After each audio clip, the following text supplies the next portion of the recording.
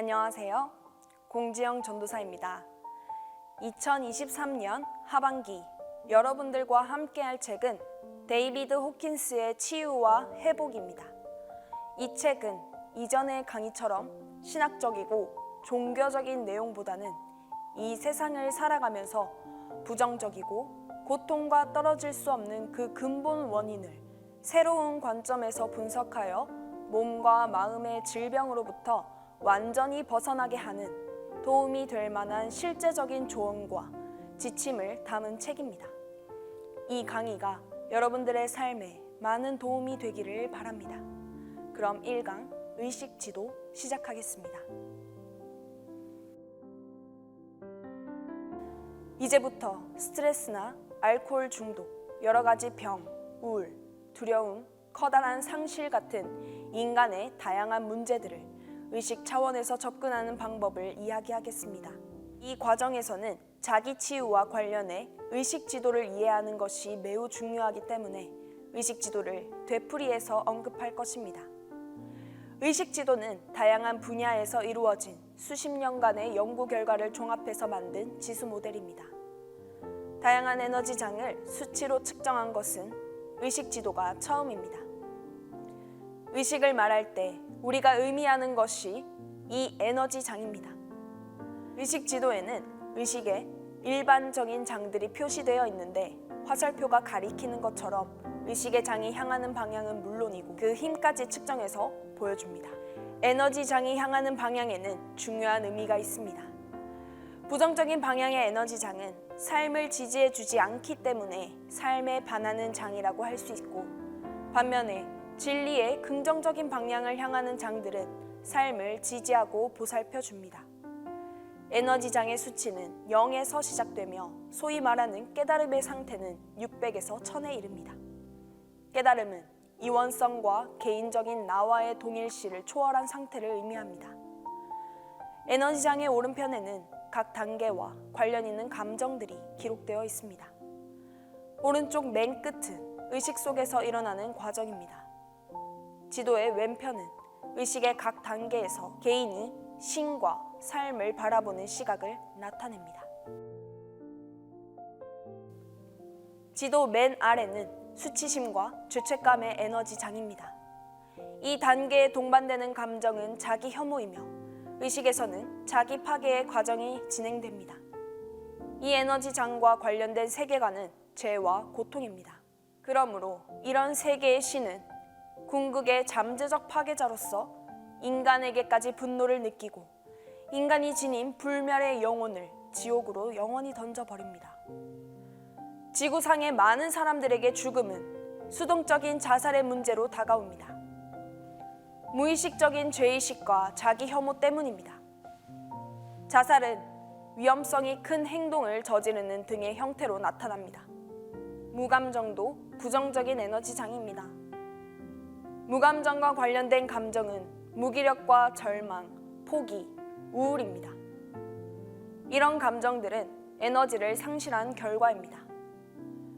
무감정은 세계를 희망 없는 곳으로 보고 신이 죽거나 존재하지 않는다고 여깁니다. 신이 죽었다거나 삶의 조건과 인간이 절망적이라는 생각은 삶을 무가치하게 느끼도록 만들기 때문에 파괴적이라고 할 수 있습니다. 이런 무감정에서 감정을 표현하기 시작하면 슬픔이라는 에너지장으로 상승합니다.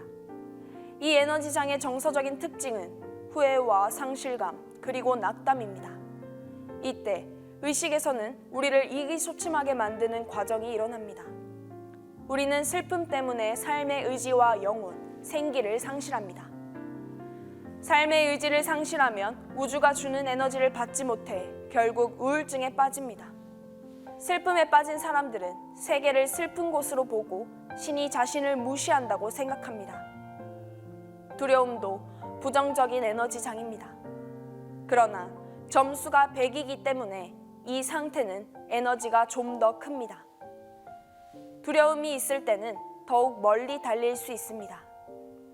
두려움은 전 세계에서 넓은 범위를 지배하고 모두의 삶에서 매우 중요한 역할을 합니다. 슬픔은 과거와 연관이 있지만 일상적으로 경험하는 두려움은 미래와 관련이 있습니다. 보통 사람들은 걱정이나 불안, 공포 등의 형태로 일상에서 두려움을 경험합니다. 의식 지도의 낮은 상태에 머물러 있다는 것은 위쪽의 에너지 장을 직시하지 못했음을 의미합니다. 우울에서 벗어나는 길은 우울의 저변에 깔린 두려움을 들여다보고 그 두려움이 어떤 형태로 나타나는지 알아차리는 것입니다. 용기 아래 단계들은 모두 부정적인 에너지 장을 갖고 있습니다. 이런 에너지 장들은 전부 행복은 외부로부터 주어진다는 생각에서 비롯됩니다. 자신의 생존을 외부의 무언가에 의존하면 힘의 원천을 외부에 투사해 결국 나약함과 피해의식, 무력감에 빠집니다. 우울의 저변에는 무언가를 잃어버릴지도 모른다는 두려움이 깔려 있습니다. 슬픔은 상실과 연관되어 있기 때문입니다. 그러므로 이 두려움을 직시하고 해결하려 노력하면 우울을 빠르게 극복할 수 있습니다. 두려움 위의 에너지 장은 욕망입니다. 욕망 역시 부정적인 에너지 장인데 일상에서는 갈망으로 경험합니다. 이는 중독이라는 에너지 장의 일부이기 때문에 의식에서는 노예화의 과정이 일어납니다. 욕망의 지배를 받고 행복의 근원이 외부에 있다고 여깁니다. 광고는 이런 심리를 이용합니다. 무의식적인 연결을 통해 욕망을 창조하는 것입니다. 욕망은 전 생애를 지배할 수 있습니다. 성공이나 명성, 부나 유명세, 특별한 관계처럼 행복을 주듯 보이는 것이라면 무엇이든 원하도록 만듭니다. 그러나 바람과 갈망은 충족이 불가능합니다. 충족이 불가능한 에너지 장에서 비롯된 것이기 때문입니다. 이 에너지 장은 끊임없이 움직이면서 더욱 많은 욕망을 창조해냅니다. 하지만 이 에너지 장은 잠재력과 내적인 목적을 실현하려는 동기나 의도처럼 긍정적으로 활용할 수도 있습니다. 반면에 목적을 내면화하는 데 실패하면 좌절과 분노가 일어납니다. 분노는 큰 에너지를 동반합니다. 화난 사람이 이 에너지를 파괴적으로 쓰는 대신 건설적으로 활용하는 법을 터득하면 진보를 불러올 수도 있습니다. 매일의 삶에서 목격하고 경험하는 분노는 보통 미움의 형태로 나타납니다. 더 심각하게 발전하면 분노는 증오나 불만, 불평으로 이어지고 종국에는 살인이나 전쟁을 일으키기도 합니다. 이때 의식에서는 일종의 확장 과정이 진행됩니다. 분노의 에너지를 긍정적으로 활용해서 더 나은 무언가를 추구하면 자부심의 단계로 상승할 수 있습니다. 자부심은 하위 단계들보다 훨씬 큰 에너지를 갖고 있습니다. 그래도 부정적인 방향을 향한다는 점은 변함이 없습니다. 자부심이 상당히 취약한 정서 상태임을 보여주는 유명한 예들은 역사적으로 많습니다. 그러나 낮은 단계의 의식들보다 많은 에너지를 갖고 있다는 점에서 유용할 수도 있습니다. 자부심의 근원은 저변의 두려움과 관련이 있습니다. 그러므로 자신의 두려움을 직시하면 자부심도 내려놓을 수 있습니다. 지금까지 의식 지도의 부정적인 에너지 장을 보았습니다. 부정적인 에너지 장들은 서로를 강화시키는 경향이 있으며 혼자서는 거의 일어나지 않습니다. 하나의 장이 지배하기만 해도 사실상 모든 장들이 서로를 키워줍니다. 그래서 분노로 인해 괴로움을 느끼고 자부심으로 인해 분노를 느끼고 슬픔으로 인해 두려움을 느낍니다. 이처럼 모두가 서로를 강화시켜주는 경향이 있기 때문에 정서적인 혼란은 대개 모든 부정적 에너지 장의 결합에서 생겨납니다. 이 부정적인 에너지 장들을 기꺼이 내려놓으면 진정한 힘의 첫 단계인 용기의 단계로 나아갈 수 있습니다. 이 단계에서는 아주 중요한 일이 일어납니다. 용기에 어마어마한 힘이 숨어 있기 때문입니다. 부정적 에너지 장애의 자부심의 단계에서 시작해 가장 안정적인 용기의 단계로 올라갑니다. 그 이유는 무엇일까요? 결정적인 요인은 에너지 장이 긍정적인 것으로 변화했기 때문입니다. 거짓보다는 진실에, 일시적인 이득보다는 진실성에 가치를 두게 됐기 때문입니다. 200 이상의 단계에서는 더 이상 희생자가 되지 않습니다. 에너지 장이 긍정적이기 때문입니다. 용기의 단계에서도 약하지만 부정적인 감정들을 경험합니다. 하지만 이제는 이런 에너지들을 처리할 힘이 있습니다. 힘을 부여받는 중요한 과정이 일어나기 때문입니다. 이들이 회복을 위해 거쳐야 할 첫 단계와 모든 기본적인 과정은 진실을 인정하는 것입니다. 어떤 문제에 자신이 무력하다는 사실을 인정하면 약한 반응을 보이기는커녕 갑자기 강한 힘을 드러냅니다. 하지만 자부심에서 생긴 오만을 버려도 다른 부정적인 감정들은 여전히 존재할 수 있습니다. 하지만 지금처럼 용기의 단계에 이르면 이 모든 것을 처리하고 적절하게 대응할 힘이 충분해집니다. 문제를 직시하고 이겨내 세상에서 효율적으로 제 몫을 합니다. 다음의 중요 단계는 중립입니다. 이 단계의 에너지장은 긍정적이며 진실과 훨씬 크게 부합합니다. 중립 단계의 주요 감정은 자기 신뢰입니다. 특정한 결과에 집착하지도 않고 더 이상 희생자가 되지도 않습니다. 이 단계의 좋은 면은 삶을 긍정적으로 대하는 것입니다. 반면에 무해차게 부정적인 결과로 냉담해지거나 권태를 느낄 수도 있습니다. 하지만 고통스러운 감정들 때문에 더 이상 힘들어하지 않으며 자유를 만끽합니다. 그럼으로써 훨씬 강력한 상태에 존재합니다. 또 세상을 만족스러운 곳으로 보며 신도, 자유를 주는 존재로 여깁니다. 하지만 이후에는 새로운 에너지를 받아들여 자발성의 단계로 올라가야 합니다. 자발성의 단계는 훨씬 강력합니다. 중립 단계의 사람에게 오늘 밤 영화를 보러 가지 않겠냐고 물으면 아마 이렇게 답할 것입니다. 글쎄, 가도 좋고 안 가도 좋아. 반면에 자발적인 사람은 활기와 목적을 가지며 긍정하고 참여하고 공감합니다. 진정한 힘은 자발성에서 시작됩니다. 저항을 놓아버렸기 때문입니다. 다음은 수용의 단계입니다. 수용은 능력과 적합성, 자신감을 얻을 수 있는 아주 강력한 에너지장입니다. 의식의 변화도 이 단계에서 시작됩니다. 이런 변화는 행복의 원천이 자신이며 자신 안에 그 힘이 있음을 재인식하는 것과 관련이 있습니다.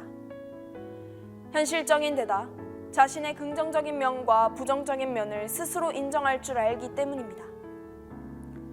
이들은 부정을 의미하는 자부심에 지배당하지 않습니다. 그래서 자신의 약함과 단점들을 고려할 줄 압니다. 변화는 자신의 힘을 다시 인정하는 것에서 시작됩니다. 이 단계의 사람들은 어디에 있든 자신의 행복을 가져다 주는 상황을 창조하리라는 것을 압니다. 자신의 힘을 다시 인정하고 에너지를 우주 속에 되돌려 보내는 일을 지속하다 보면 이성의 단계로 나아갈 수 있습니다. 이성은 자기애적, 감정적 왜곡의 한계들을 초월하게 해줍니다. 지력과 이성은 의미와 가치, 중요성을 해석하는 데도 필요합니다. 가장 순수한 단계의 이성과 지력은 현실 검증력을 증가시킵니다. 또 진실과 진실을 준별하는 수단을 객관적으로 존중하게 만들어줍니다. 이런 상태에서 한층 더 진화하면 진리 자체를 위해 진리를 사랑하는 단계에 이릅니다. 사랑이 시작될 때 그 사랑은 선별적이고 조건적입니다. 그러나 시간이 흐르면서 사랑은 모든 생명과 관계 맺는 하나의 태도와 생활 방식으로 차츰 변화합니다. 사랑은 큰 나 안에서 뿜어져 나오며 행복의 표현이기도 합니다. 또 생명을 부양하고 지지해주며 드러남의 시작이 됩니다. 무조건적인 사랑은 치유의 에너지장입니다. 이 단계에서는 에너지장이 강렬해지기 때문에 이 단계의 사람들과 어울리는 것은 바람직한 일입니다. 이들이 에너지장 자체의 기운을 불어넣어서 사람들을 더욱 활기차게 만들기 때문입니다. 540대를 향해 가면서 내면의 기쁨과 고요, 내적인 이해가 생겨나기 시작합니다. 이 에너지장에서 우리는 영원히 현존하는 단단한 무언가와 연결됩니다. 의식의 변형이 일어나고 내면이 고요해지기 시작하며 연민의 마음도 열립니다. 560단계에 이르면 황홀경을 경험합니다. 황홀경은 내면의 정교한 이해와 의식의 변형 상태이며 600에 가까워질수록 빛비춤의 상태로 우리를 인도합니다. 신에 대한 시각과 묘사도 다양한 에너지장과 연관되어 있습니다. 예를 들어 무감정과 절망의 에너지장에 있는 사람은 신을 무심한 존재로 보거나 아예 존재하지 않는다고 여깁니다. 기쁨의 단계로 올라가면 아름다움과 완전성이 신의 일체성과 통일성 속에서 나타나는 삼라만상의 신성한 본질임을 자각하면서 지도의 가장 높은 곳으로 이동합니다. 이때의 신은 존재, 존재성, 실제, 진리, 존재의 영원한 근원입니다. 요약하자면 의식 지도의 하위 단계는 소유의 세계입니다. 소유물을 중시하고 이 소유에서 지위가 파생됩니다. 이 단계의 사람들은 타인이 무엇을 갖고 있는지 알고 싶어하며 가진 것에 따라 타인을 평가합니다. 의식 지도의 중간은 행위의 세계입니다. 이 단계의 사람들은 타인이 세상에서 무엇을 하는지, 타인의 입장과 역할이 무엇인지 궁금해합니다. 이들에게 소유는 더 이상 인상을 남기지 않습니다. 의식 지도의 맨 꼭대기로 올라갈수록 소유나 행위가 아닌 존재의 차원으로 옮겨갑니다. 타인들은 이제 사람들의 존재를 보고 이들을 알아봅니다. 존재 자체야말로 이들이 자신을 알리는 진실이기 때문입니다. 이런 인식을 활용하면 많은 것을 이해할 수 있습니다. 먼저 편협한 자아를 치유하는 길은 옳지 않으면 틀리다는 식의 이분법적인 시각을 거부하는 것입니다. 이런 프로그램이 가능한 이유는 우리에게 어린아이와 같은 사랑과 신뢰가 있기 때문입니다. 그리고 이런 사랑과 연민이 우리의 자아를 치유해 줍니다. 이를테면 분노와 화를 부끄러워하는 대신 당시에는 화를 낼 수밖에 없었어 라고 생각합니다. 미움을 가져보지 않은 사람은 사랑으로 나아갈 수 없습니다. 삶에 그토록 열의를 쏟아본 적이 없기 때문입니다. 실제로 분노하거나 증오를 느낄 정도로 삶에 충분히 관심을 기울이지 않으면 무감각의 하위 단계에 눌러앉습니다. 용서와 연민의 관점에서 인간성을 바라보면 우리의 인간성도 우리의 위대성으로 사랑하고 품어 안을 수 있습니다. 어린아이를 바라보듯 우리의 편협함을 받아들이고 이해와 연민을 통해 그 편협함을 치유하기 시작할 수 있습니다. 그렇게 하면 매우 강력한 치유의 에너지장이 우리에게서 퍼져나갑니다. 연민과 사랑의 눈으로 자신을 바라볼 때 치유가 시작되는 것입니다. 타인의 어떤 부분을 용서하면 그러한 부분이 우리 안에서도 용서되고 세계에 대한 우리의 인식에서도 사라집니다. 그리고 세계에 대한 인식이 변하면 완전히 다른 세계를 경험하기 시작합니다. 의식 지도의 목적은 세계를 인식하고 경험하는 맥락을 창조해서 저절로 열리는 완전히 새로운 길들을 보게 만드는 것입니다. 그렇게 되면 타인은 물론 자신까지 치유하는 능력과 의도를 지닐 수 있으며 진실을 깨달으면서 앞으로 나아가는 과정에서 자신의 잠재력도 실현하게 됩니다. 이상 치유와 회복 1강 마치겠습니다. 이 강의가 여러분들에게 많은 도움이 되기를 바랍니다. 감사합니다.